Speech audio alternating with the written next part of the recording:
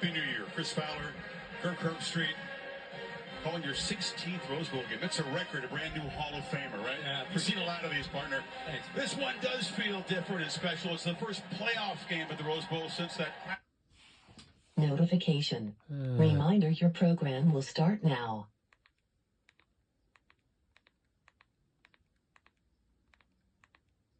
Live on a day like this, and we're very fortunate to have these. Hello and welcome everybody to the Field Pass McAfee Show. That's coming up soon. It's welcome to the Rose Bowl as the University of Alabama Crimson Tide versus University of Michigan college football playoff game.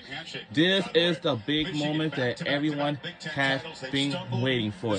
This will determine if Alabama wins this game, they will head on to the national championship as to which team that they're going to face again to the national championship. So after this game, then they all say Super Bowl and then until the national championship. So hey.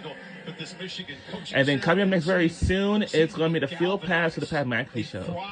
And once again, Happy New Year to everybody. That's Chris Fowler, Kirk Herbstreit. Really love those two guys because they were great announcers of the game.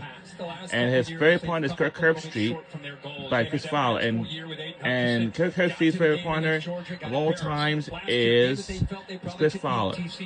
Game got away from them. They weren't able to finish, and now they came into this game. All those distractions, in my opinion, not only brought this team together, there's been a singular focus. So no matter what happened with the outside noise or even their head coach not being there, these leaders, Blake Corum, I'll play my big game very soon. Would not let this team get off course. It's gotten them all the way to this opportunity, 60 minutes away from getting to a national title game. McCarthy, the quarterback who has not played well in the first two playoff appearances, extra determined. The only loss of his career as a starter was that loss to TCU. He's been dynamic. He's been pretty mistake-free, and he's gotten healthy because he wasn't down the stretch for Michigan. No, he wasn't. He got dinged in the Penn State game. They didn't throw a pass in the second half, and he was able to get to the finish line. They knocked off Iowa. And now I think the 30 days really helped him more than anybody. His arm, obviously, is going to have to be a factor, but if you're not familiar with his game, Des just talked about it. His athletic ability, that it factor, that 3rd and 6, that 3rd and 8, when they need a play, if they win this game, J.J. McCarthy will will his team and have to make plays with his feet to keep some drives alive and eventually make some big plays. Alabama, of course, dethroned two-time defending champion Georgia. Still need to answer questions whether they belong in the bracket. Nick Saban's team took a 10-point home field loss against Texas early. After that, Kirk, they were really in must-win mode, and they had to fight from behind.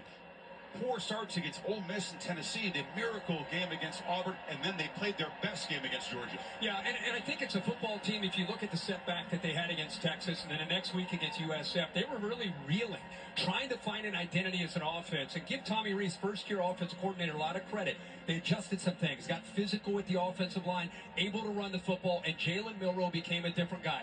Ability to make throws downfield and to complement their running game. His vertical passing game, as good as anybody in the country. Do not sleep, of course, on what he can do with his legs. Michigan's entire prep is about building a pocket to try to prevent him from getting out of that pocket to make big plays the way he can off schedule.